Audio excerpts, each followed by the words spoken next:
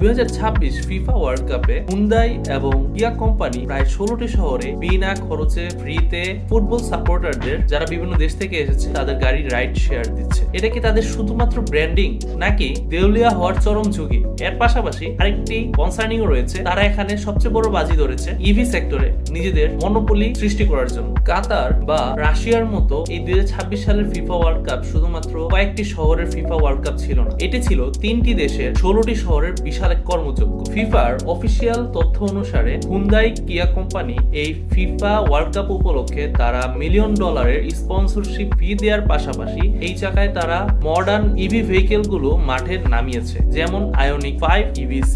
VIP player এবং ইনভেস্টরদের এই ধরনের সুযোগ দেওয়ার কারণ হলো টয়োটা এবং টেসলার মতো রাইভালদের কোনোভাবেই তাদের এই ফিল্ডে ঘেঁষতে না দেয়া এবং এই জায়গায় তাদের একক মনোপলি সৃষ্টি করা। 3টি দেশের 16টি স্টেডিয়ামে তাদের এই জায়গায় ফাস্ট চার্জিং ক্যাপাসিটি ক্রিয়েট করার জন্য প্রচুর পরিমাণে ক্যাপিটাল ঢালতে হয়েছে। এই জায়গায় যদি কোনো ধরনের গ্রিড ফেলিয়ার অথবা কোনো ধরনের মিসম্যানেজমেন্ট তৈরি হতো তাহলে এই জায়গায় পুরো বৈশ্বিক ইভেন্টে তাদের যে ব্র্যান্ড ভ্যালু ছিল সেটা একেবারে তলানিতে গিয়ে ঠিক। কিন্তু ডার্কে আগে জিত হে। এই জায়গায় হুন্ডাই এবং কিয়া কোম্পানির উত্তর আমেরিকার বাজারে তাদের ইভি সেল প্রায় 25 থেকে 28% পর্যন্ত বৃদ্ধি পেয়েছে এবং সেলস বুকিং বেড়েছে কয়েক গুণ। ম্যাককিনজি এন্ড কোম্পানি এর হিসাব অনুসারে এই জায়গায় হুন্ডাই এবং কিয়ার আসল লক্ষ্য হলো তাদের গাড়ি বিক্রি করা না, তাদের এই জায়গায় ব্যাটারি টেকনোলজি এবং তাদের এই জায়গায় ট্রান্সপোর্টেশন সিস্টেম ম্যানেজমেন্ট কতটা আপগ্রেড সেটা পুরো বিশ্বের সামনে তুলে ধরে। এর মাধ্যমে তারা কর্পোরেট লিজিং এবং বৈশ্বিক মার্কেটে B2B সেক্টরে তারা একটা বিশাল ধরনের